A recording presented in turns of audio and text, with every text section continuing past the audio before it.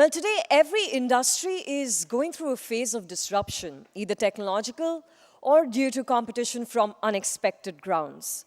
So to get a perspective on disruption facing the industry and how a company is really tackling it, let me invite on stage Mr. Umang Vohra, MD and Global CEO, Cipla, Mr. Rajiv Kaul, Executive Vice Chairman, CEO and Whole-Time Director, CMS Infosystems, Mr. T.R. Ramachandran, Group Country Manager, India and South Asia, Visa, Mr. Seshagiri Rao, Joint MD and Group CFO, JSW Steel, and Mr. Vasanth Kumar, Executive Director, Max Fashion India. Moderating the discussion will be Outlook Business Deputy Editor, Kripa Mahalingam.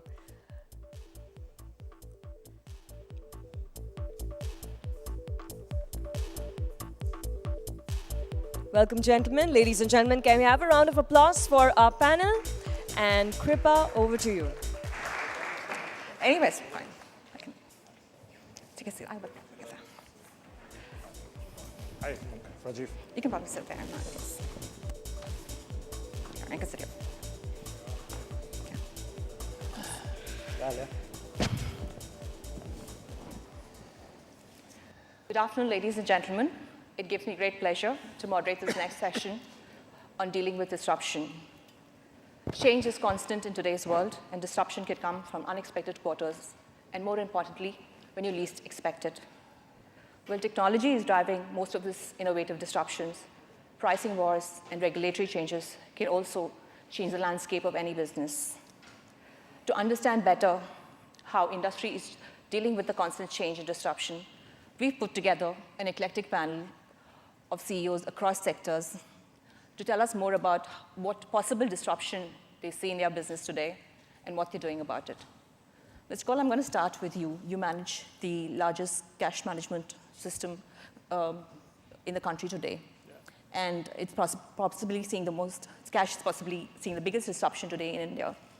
So starting with demonetization, so what do you do when overnight 75% of your business gets affected? What were some of the learnings, and how are you preparing for the digital transformation? That's good enough for a book by now. We got 30 minutes. Well, I call it demon to just save on time, right? Demon or demon. So when I started, it started from being just a crisis. That's all, right? It's a national crisis. Right. Then we said, "Desh ke liye karna hai, desh ke liye karenge." We didn't realize it. Very soon, it seemed to be something which was going to be coming and attacking our entire business model and what we stood for, what we did.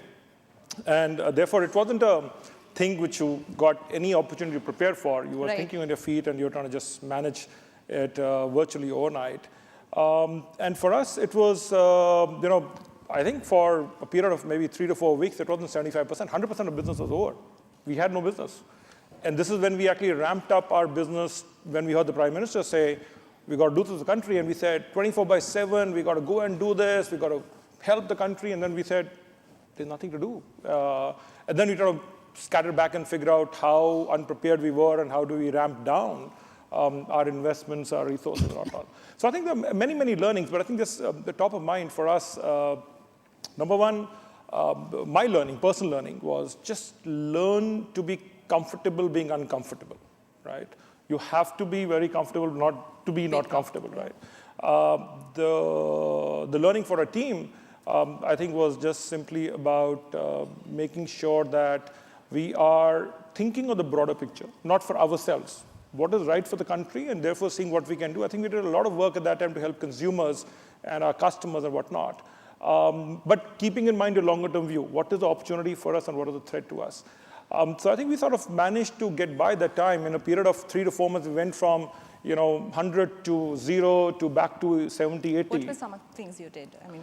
Well, for us, what are the things we did? Okay. So, I'm sorry, I need to give a disclosure. We are filed for a DRHP, and therefore I'm sort of limited in a lot of ways with what I can say and I cannot say.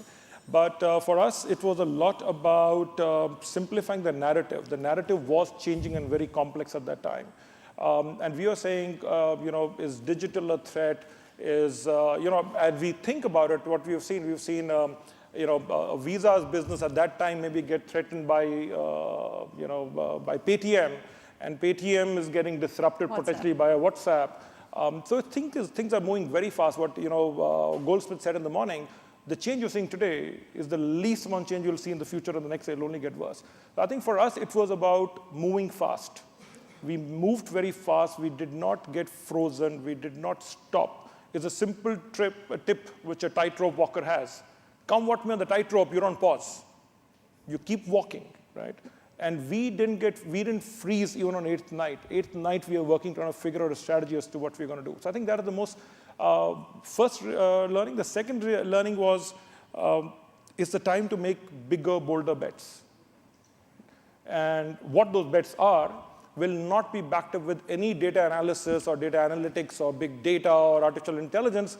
It will come from a very strong, intuitive sense of what you think is going to happen, at least for us. Okay. I think that paid big difference for us. Okay. Mr. Ramachandran, you are possibly, causing some of the disruption in Mr. Kaul's business. And I wanted to understand the whole digital drive that we have and the move to cashless economy. And he talked about how Paytm is disrupting your business to a certain extent. So what are your possible disruptions that you see, and how are you getting ready in terms of, to take it on? Thanks, and great to be here, and good to see a lot of old faces in the audience. So hi, everybody. Firstly, I think one of our primary core objectives is that cash needs to be disrupted. So I'm sorry about that, Rajiv. I mean, it's just nothing personal. I don't take it personally anymore. It's a national mission right now. It's not a personal thing,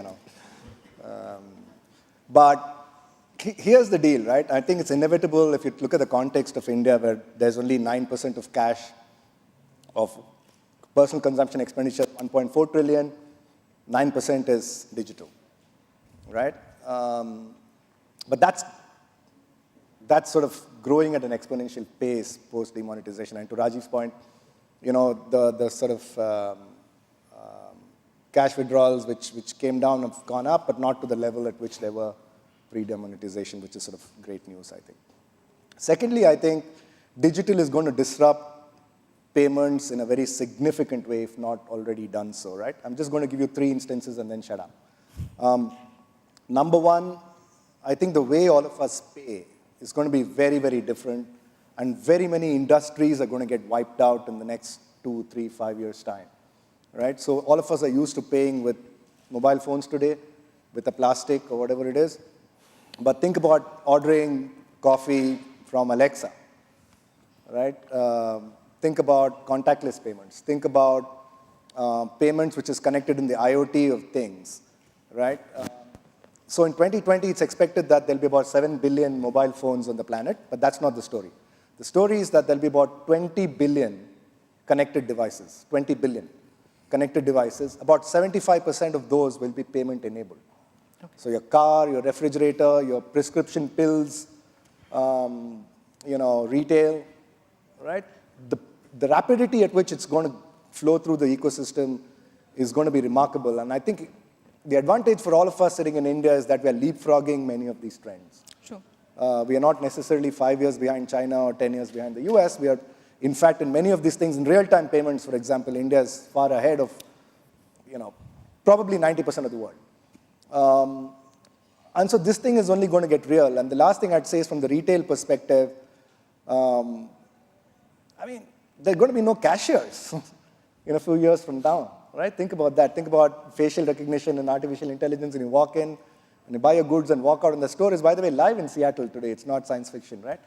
Mm-hmm. Think about what that do to jobs and employment in that sector. So I think it's a very fundamental, visceral trend which we are seeing ripple through the ecosystem. B2B, for example. Vaidyanathan spoke about blockchain. Think about what that does. If blockchain were to be applied in the city of Mumbai, think that what that does to a sub-registrar's office.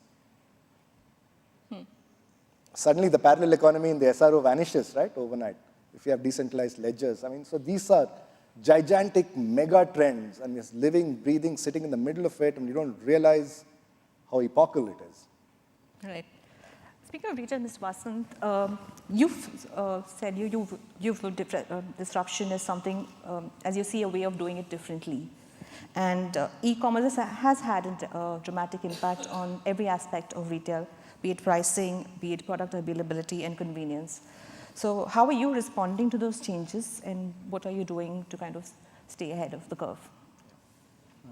Firstly, the word disruption itself, you treat it as a disruption when you are not familiar with that. Right. The more you are familiar with how the industry is changing, you will no longer treat it as a disruption. You need to sort of embrace it. There is a new way of customer shopping fashion, new way of browsing fashion. You should recognize that. As an organization, it's important to also reorient so that you can address the customer needs with the current needs in a better way. Of course, the e-commerce has changed the whole paradigm. They bring into the industry a vast variety of technologies and way of fulfillment. One advantage we have is we have a fairly large retail network with the customer base, understanding them and all. So investing more in understanding the customer needs, understanding their pain points, and address it in a manner where we integrate technology and experience. So that's where we get into the omni-channel, wherein we are able to marry both. The more and more you do, the more and more you need to change your organization also, because the old way of doing things are no longer valid. You have to digitize your processes, enable the front-end staff to use technology in selling, connect through social media with end consumers, encourage your own company senior management to interact directly with the consumers, collaborate, bring in more partners who can help you through technology and the product. So you change the organization, you also understand more about the new needs of the customers, and you go about addressing it in a manner which is going to be more futuristic from a customer point of view and the company point of view. So instead of treating it as a disruption, you see it as a new way of consumption, new way of doing things, and you also change along with. So that's how we see it, and that's a way forward for any successful organization. Right. Mr. Vohra, when Cipla introduced the anti-AIDS drugs in 2001 for less than $1 a day, the treatment, you were the disruptor, and you got the world's attention. Today, you are viewing disruption differently.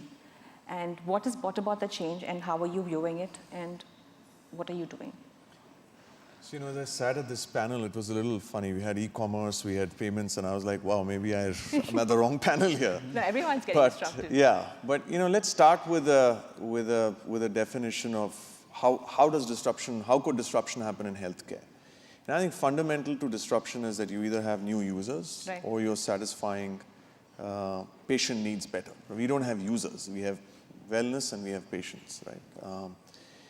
And I think for us that obviously mandates that we look at the totality of the experience. We talk about diagnosis, we talk about pill delivery, right? You mentioned e-pills and pill delivery. And we talk about compliance, right? And I think that's what we think is going to disrupt the markets of the future. And it's difficult to describe pharmaceuticals in the manner that cash and payments and e-commerce can be explained. But I'd like you to imagine a scenario where you wouldn't have the privilege of booking doctor appointments in time, and you wouldn't have the privilege and the ability to necessarily get your medications on time. And I think that's what we're solving for, right? A, who are the set of patients who don't know their set of conditions? B, they're not able to book appointments in time, because that reality is going to come to India. It's already there in the US, it's coming into India now, because just the primary load of people who need treatment is going to just be so high that it's going to be very difficult to find the doctors to treat you. So I think our model of disruption is probably to equip people to manage their own conditions a lot better. It's about their diagnosis, it's about how they treat themselves, and it's about the active monitoring. So, little like if you all run today, I think 50% of the people who actually work out in gyms today have their own things that they keep entering in the phone about, how much they ran, how many calories they burnt, what their weight was, etc., etc. And there is this ability to manage your own treatment paradigm, which is what we're trying to bring in through, nicely connected sensors for you to monitor your health, your blood pressure, if you're a respiratory patient, your ability to breathe. And I think that is what we are focusing on. I think the $1 a day was a need of the hour then, because a lot of people could not afford treatment. And that's why we're dying. And that's why we took this imperative to make sure that we got $1 a day. Today, the $1 a day means many other things, right? People can afford medication. It's really about how we enhance the experience for them. Right.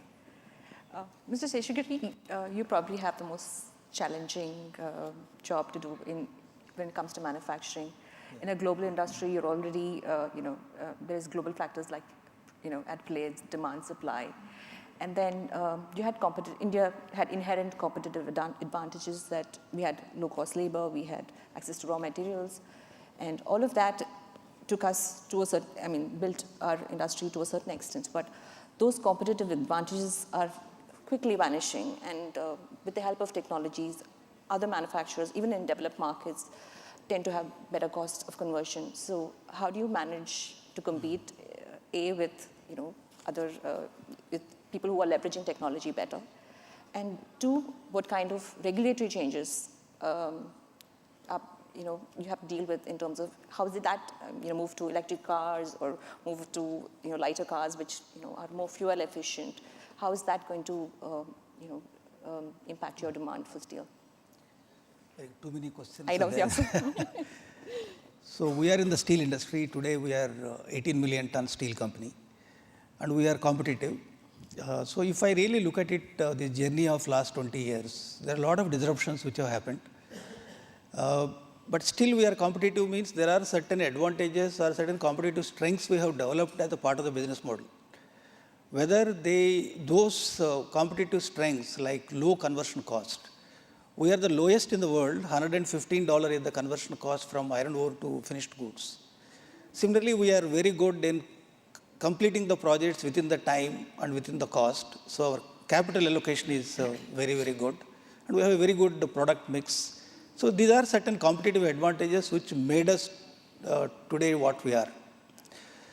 As regards to today, the kind of changes which are happening and whether these competitive advantages will make us to remain as competitive in future, if that is the question.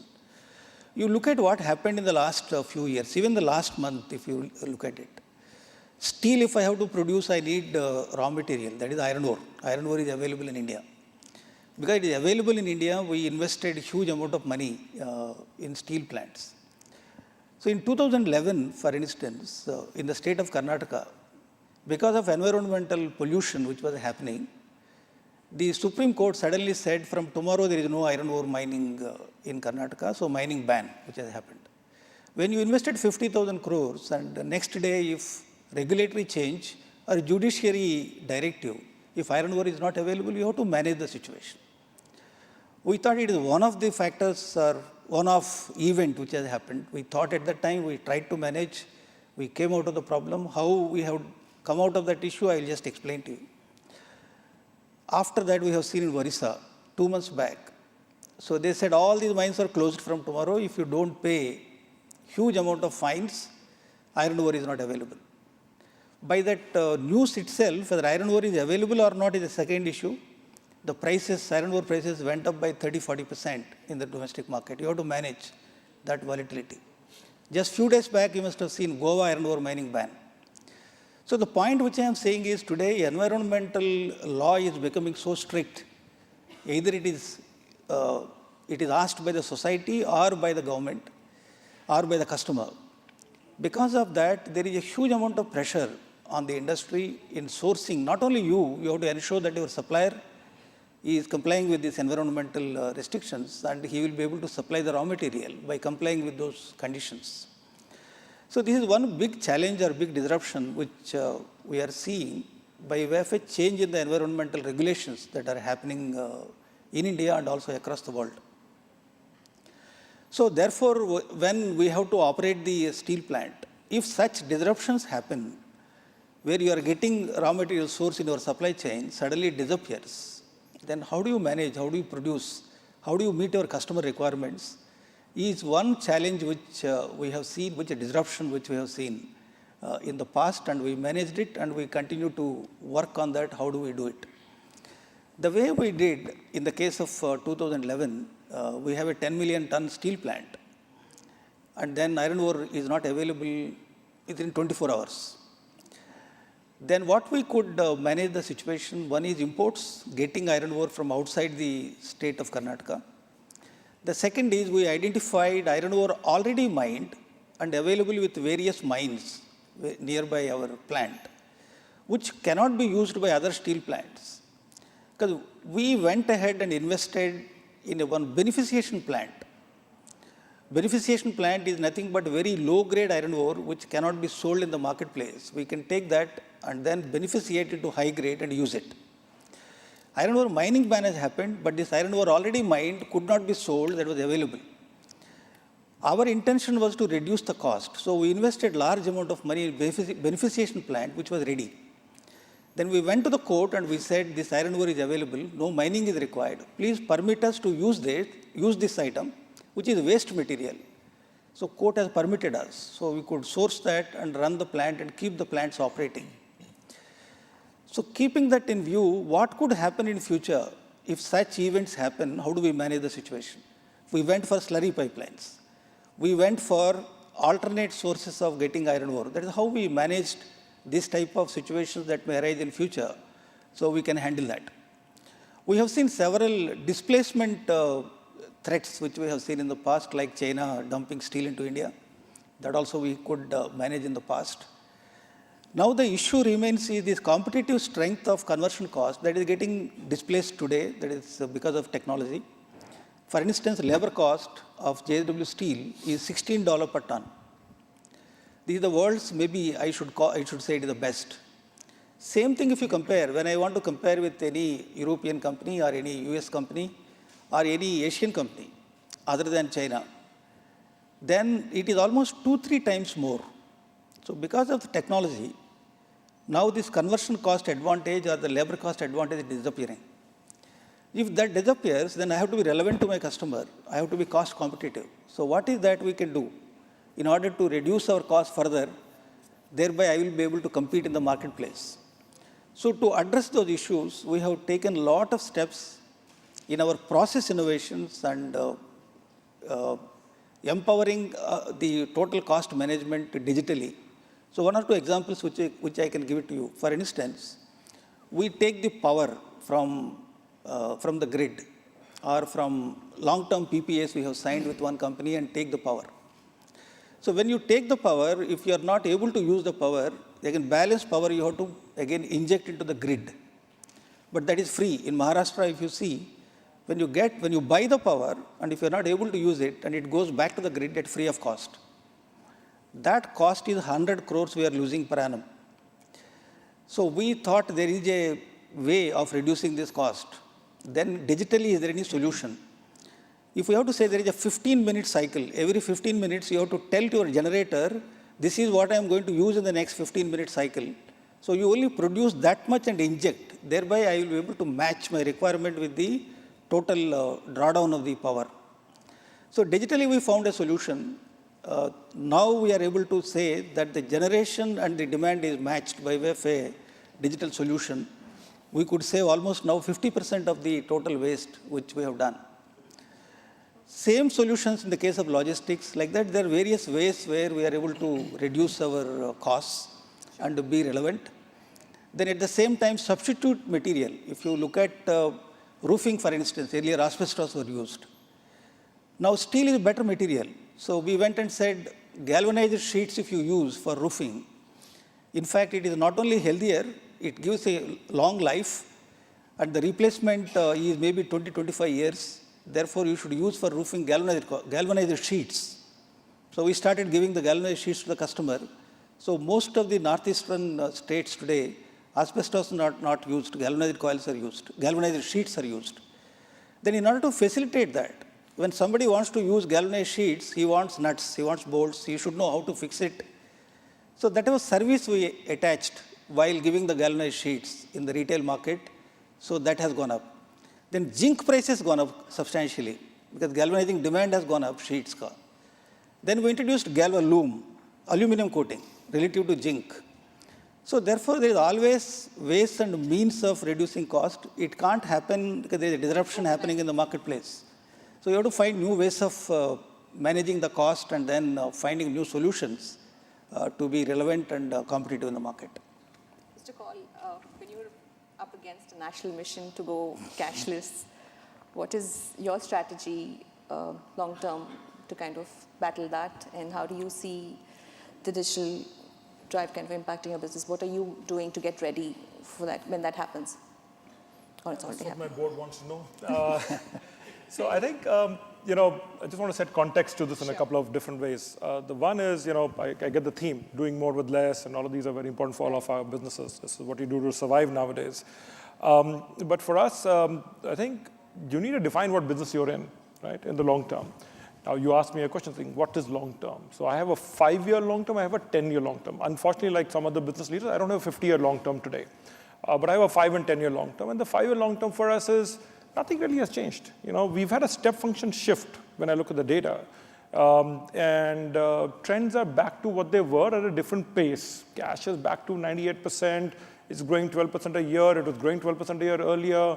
Cash and delivery in e-commerce is 60%. It was 60% before. But am I getting comfortable with that? No, I'm not. I'm assuming there will be a shift at a rapid pace, and how do we get ready for it? And our vision was about how do you make cash available anytime, any place at the lowest cost. And we've been working to bring down our operating cost to now the lowest in the world. And I don't mean comparing it to the US. I'm saying comparing to Nepal or Bangladesh or Sri Lanka. Comparing to developing economies, we have brought down our unit cost of delivery to the lowest. We think that is important to stay competitive. Now, if consumers someday see a big need to move into a digital form of payment, we don't have a business, that's fine. But I think a lot is said about digital inclusion or financial inclusion through digital means. I think I question disruption is cool, is sexy. You have to ask and question the common narrative because somebody should ask the question. And my point of view is digital payment a bogeyman or is there a leprechaun? It's like, I'm sorry, I hope I don't insult anyone here, but a lot of fintech companies, gabbar aayega, Paytm aayega, gabbar aayega. That's the big danger, right? Now, I don't know what happened to them. We'll figure it out, right? My point is, what is the real India need? Right. And how do they transact will not get influenced by pumping in billions of dollars into technologies. We'll see how consumer behavior changes. So our 5-year plan is very, very clear in our head, which is we want to be the biggest in what we do. We are large. We are 25% share. We think there's a market to get to triple our business in the next 5 years. The 10-year view is where we think that our reason for existence will be very different than what it is today. And that will be about solving and adding value to our primary customers, which is banks, and helping them solve problems which they are not able to do themselves today. Like Today it is, let's say, how do you make the whole cash cycle efficient? So we're starting doing a lot of work with the regulators and policymakers on how do you make the cash cycle more efficient. We're saying India can manage with lesser cash. We don't have a problem with that. We just think there's a big opportunity in making the cash cycle more efficient, and we want to drive that efficiency and automation. The second is when look at India and banks, the outsourcing they do is so primitive still, given the need. We think that will change and will go beyond just cash, which is tougher for them to manage, into a lot of business functions. And we would love to be the leader in outsourcing of financial services, whether it's to an NBFC or a housing finance company or to a bank. So therefore, what we are doing now is we are starting to accelerate our investments for the 10-year long-term plan.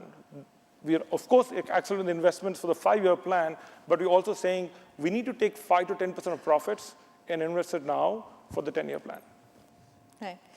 Mr. Ramachandran, how do you kind of, he believes that, digital payments may not be the big disruption that he needs to be worried about. So how do you see that playing out? And, how you talked about a lot of connected devices and, the options for payments becoming a lot more options for the consumer. But the basic habit, it's the biggest challenge would be a habit change, and how would you kind of overcome that? And No, I agree. I mean, so both internally and externally, I think, I agree with Rajiv, the role of technology is overstated, but also I think the human factor is oftentimes understated, right? So you're dealing with a cliffhanger of a cultural change from an external perspective. And I think if you ask all the panelists around the stage, they will tell you that the hardest thing to do is to rewire employee mindset. Reskill, retool, upskill, because what was relevant from a skilling perspective a decade ago is absolutely relevant 5 years out, but that doesn't mean that those valued employees suddenly become redundant, right?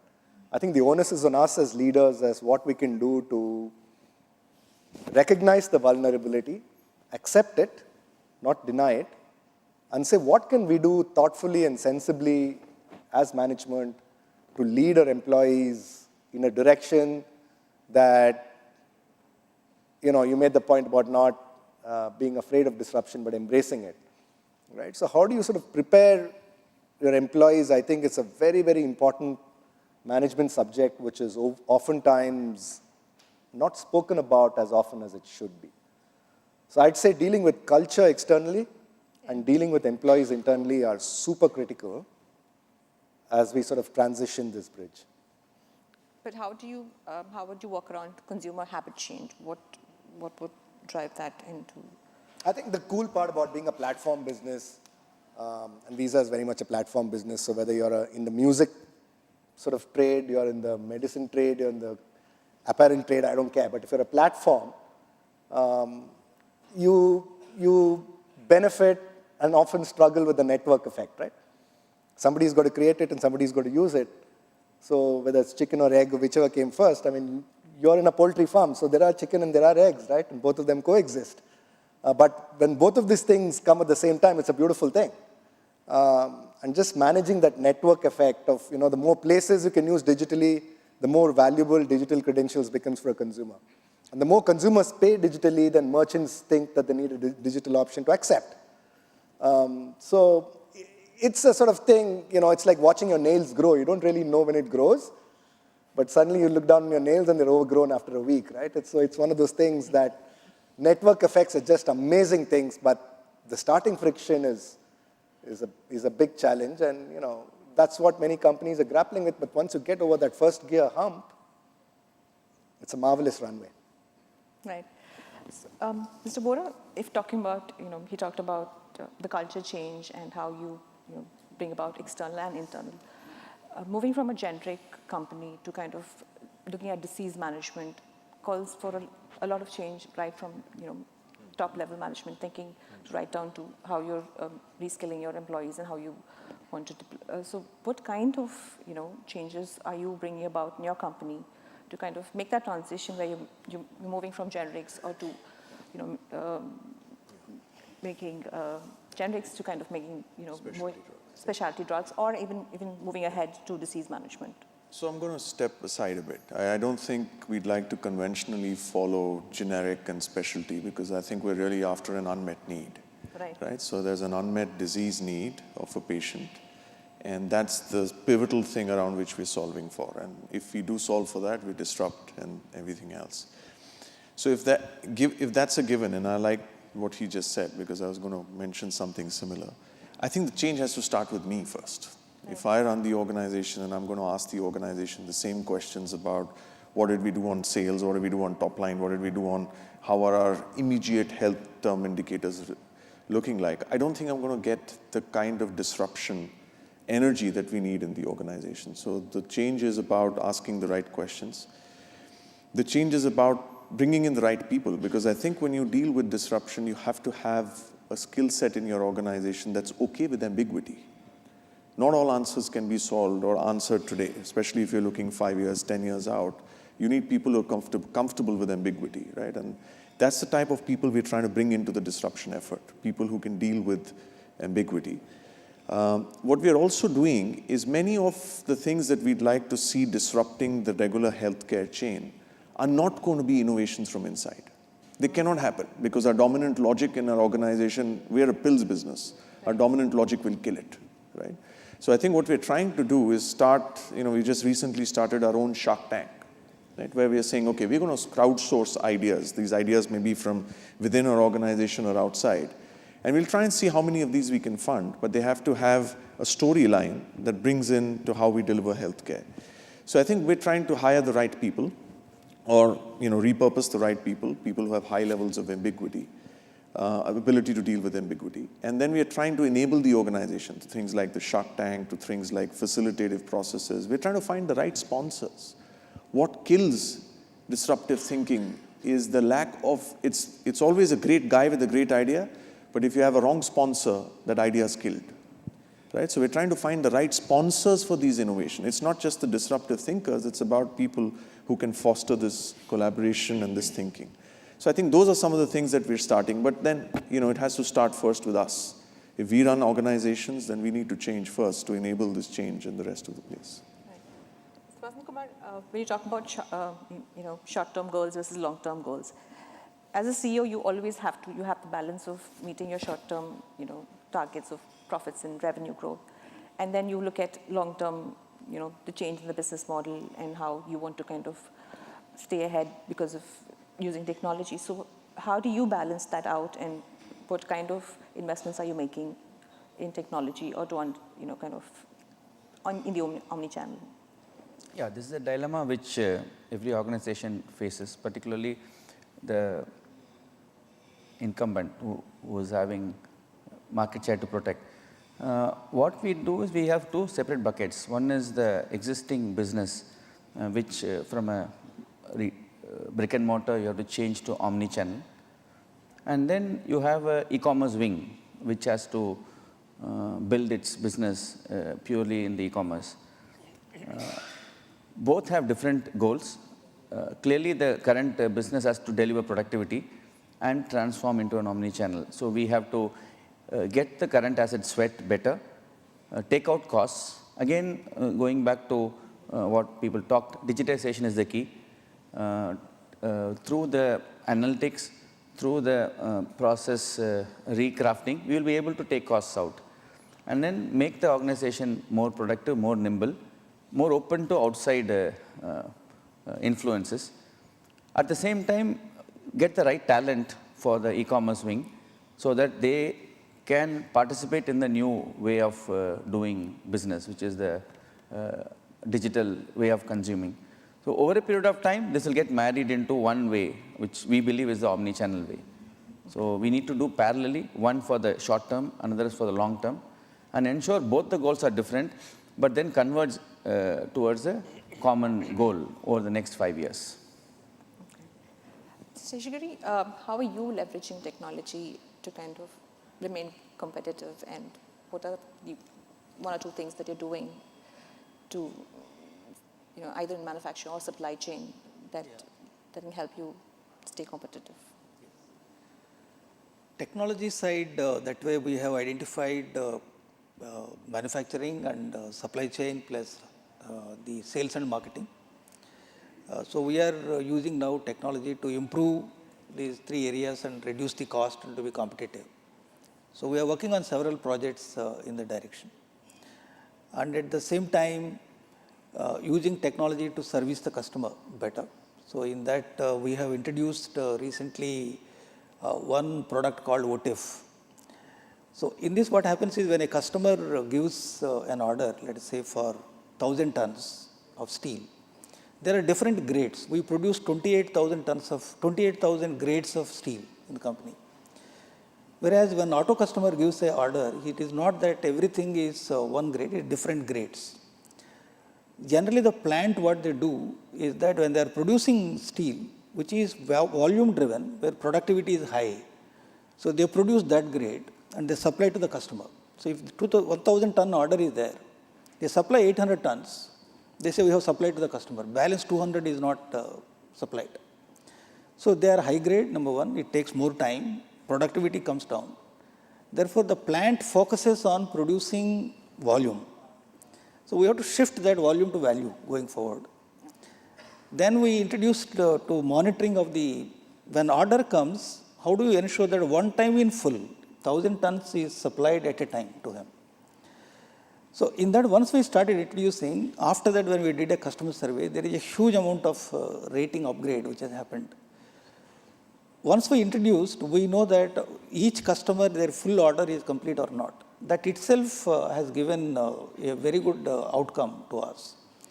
Because we are at 71%. When we introduced this, we were at 41%. So there is a huge improvement which has happened. So using technology in monitoring these factors. Similarly, when order comes to us, then which there are several locations are there, several mills are there. There are 66 variables where it can be produced. It was done manually earlier. Now we are using technology to do that. So there are different methods by which we are using the technology to become relevant and competitive. Mr. Kaul, in this constantly changing world, does it even make sense to have a 5-year and 10-year kind of vision? Yeah, of course, yes. I think before this crisis hit us, I think we had a 3-year, 4-year plan. I think, and we had one vision. We have a clear vision, and I'm very clearly saying that's the 5-year vision.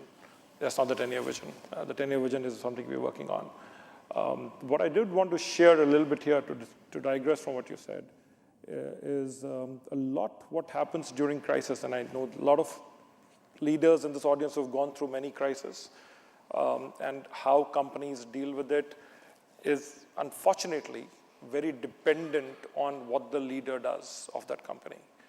I have been very fortunate, extremely lucky.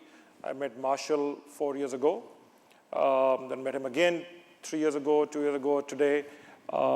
With that motivation, I signed up with a coach. I think that helped in many ways the way we responded to different crises and how we do. And I urge everyone to make sure they are a little more connected to the broader world and take help. So I think absolutely, I think you got to have a very clear view of how you define your business. And I think is one reason why we are still surviving and doing all right and still growing is that we have a very clear idea of what our business is all about. And we just only have to juxtapose the long-term and the short-term trade-offs and make some of those bets somehow. The good thing, as Vaidya said, it's a world where capital, thankfully, is available far more readily. It's not good for me necessarily because fintech is getting $1 billion or $2 billion, but the capital is available for strong entrepreneurs and strong teams to grow. And there will be a place for everything in the world. India, thankfully for us, I'm so lucky I'm in India because the opportunity, because again of what Vaidya said, because of lack of penetration is still so phenomenal that there is enough room to grow for the 5 years. 10 years, I think, got to figure out what are the backup plan. Right. And Mr. Ramachandran, when you have technology and all the digital payment providers have access to the same technology, how do you then differentiate? How do you make a difference? No, I think in a context of differentiation is not dramatically different from what you would do in any legacy industry, right? Notion of customer trust becomes super important. For example, in the digital era, we all know that India is still at a very, very nascent stage of digitization. And one false step on data privacy and cybersecurity can be sort of 1 step forward and 3 steps back. And so it's not sexy, it's not cool to speak about what happens behind the curtains in terms of making sure the integrity of the overall sort of pipe and the billions of dollars that we spend on making sure that data privacy is sacrosanct and cybersecurity is sort of kept center on front of things is not funny, right? And so differentiation, even to what earlier speakers mentioned about bunch of money chasing entrepreneurs, it's a quality of execution that sort of differentiates one versus the other, which is why the VC hit rates are what they are. And I suspect that's not going to be dramatically different, irrespective of the business model disruption or people disruption or technology disruption. The fundamentals of running good governance, of focusing on the basics and creating value proposition to customers is absolutely what's going to, in fact, separate the men from the boys and create that sort of distinction of the leader from the rest of the pack. If it was important yesterday, it's going to be uber important tomorrow. Mr. Vohra, when you talk about specialty and disease management. In terms of how are you addressing the white spaces in that, in your portfolio, how are you going to look at kind of augmenting your capabilities when it comes to moving up to disease management? Yeah, I think we're looking at the patient funnel, and we're looking at where in this journey of somebody being a patient and somebody seeking care, what are those inflection points where we can add the maximum? At times, they're about discovering new methods of diagnosis, right? At times, for example, there's a lung test. A lot of us go for our annual health checkups, and we have this pulmonary function test where they ask you to blow, and then they see everything, right? Those metrics that come in. We're trying to make that simpler, because that's a very difficult test to do, but it's being made simpler because this is, again, keeping an unmet need of a patient in mind. They shouldn't be going for these tests every 9 months. They should be doing it possibly every 2 weeks. Right? And how do you facilitate that? So that's one end of the spectrum. The other end is really to figure out what can finally cure, right? What medicines do we have that can finally cure? Because we exist to cure people. And I think, so we're using technology, we're looking at various things down the patient funnel route. It really starts with, again, I keep going back to it, what is the unmet need? We don't program ourselves to disrupt. We program ourselves based on an unmet need that a particular patient has. And I think that's what's centrally driving our innovation thesis. Just last final word from all of you. One thing that is on your mind when it comes to dealing with disruption, what's on top of your mind or keeps you up at night?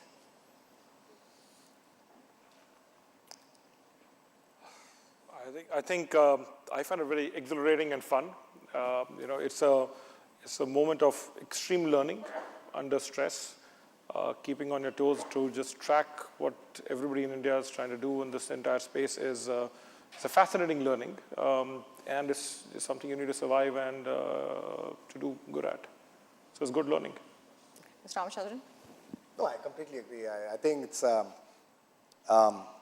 of the best times to be alive in humanity. If you think about the rapidity of change which is happening in healthcare and retail and everything around you see in the world, I mean, I literally feel like a kid in a candy shop. I mean, there's so much to do and so little time and so many avenues that one could be pursuing. And yes, there's uncertainty and there's ambiguity, but that's sort of 10% of it, 90% of it is just a whole boatload of fun, and just get used to sort of floating with it, I guess. Mr. Vasanth? Two things which are challenging. One is building leadership capabilities down the levels of the organization. And the second thing is going for an approach of collaboration with partners and not try to do everything in-house. So these are the two things which are big challenges which we wish to surmount. Mr. Vohra? So for me, it's just the thrill of providing care to so many families that suffer because of diseases. But I would have to say that I am most concerned about two things. I'm concerned about relevance, right? Would we ever be relevant? Would we continue to be as relevant as we are today in the future? And I worry about whether our talent seizes the opportunity that the marketplace offers. So those would be two things that I would be concerned about. In our company, whenever we open our laptop, it comes better every day. So therefore, it is the culture which we wanted to develop. Disruptions continue to happen either through technology or regulation or competition from any source. Which we're bettering our work than what we have done yesterday. I think that is what keeps us going. Okay. That's about all the questions. Thank you so much for the patiently answering all my questions. I hope the audience found it as insightful as I did. And